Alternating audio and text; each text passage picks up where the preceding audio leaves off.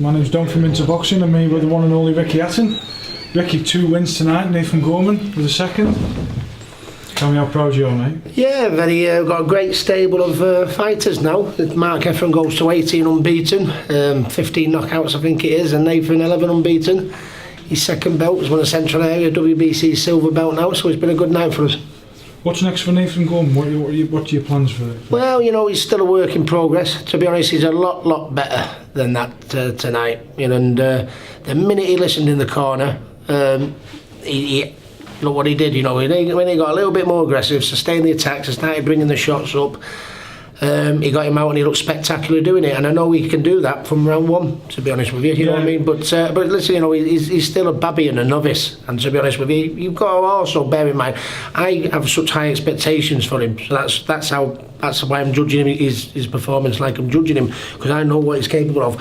But maybe I'm doing a little bit of a disjustice, because he wasn't in with a good unbeaten opponent, wasn't he, really, to be honest, so the future's bright. It's lovely when I can go in a performance and they can put her in a great performance like that, and I can go back and say I've still got loads to work on, that's what we've got, so I'm made up. Well, he's obviously he's bout winner, so you know that's boosted his confidence, I'm sure, no end. So absolutely, you know, it's all about improving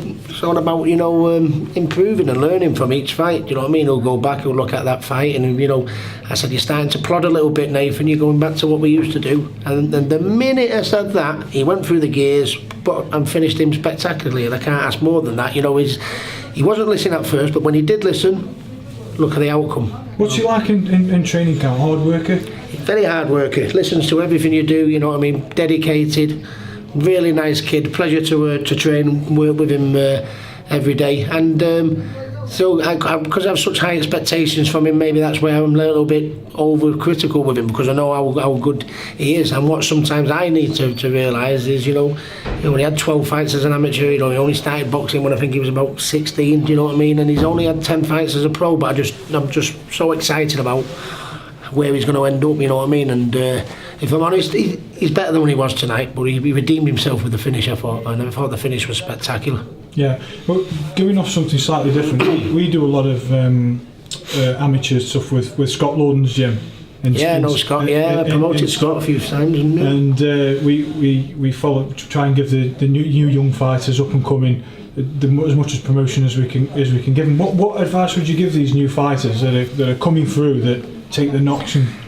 Well, they probably, you know, don't, you know, if you do get a defeat, you know what I mean, it's, you know, don't let it dishearten you. You know, I think I use my brother Matthew as a prime example. He lost a few 6-rounders.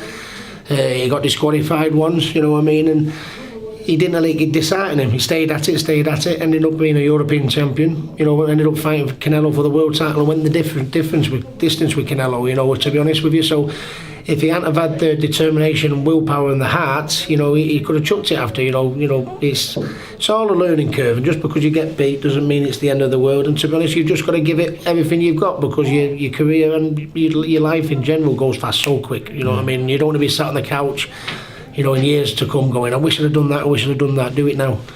Yeah. What's your predictions for tonight's headliner? I fancied Liam Smith. I think he didn't perform like he could do in the first fight, but I see it being very nip and tuck again. You know what I mean? I think it'd be a close fight, but I think Beefy has learned from the previous one. You know what I mean? And I think he'll get off to a better start this time. Yeah. Yeah, that's brilliant. Can I have just one more question, Ricky, if you don't mind?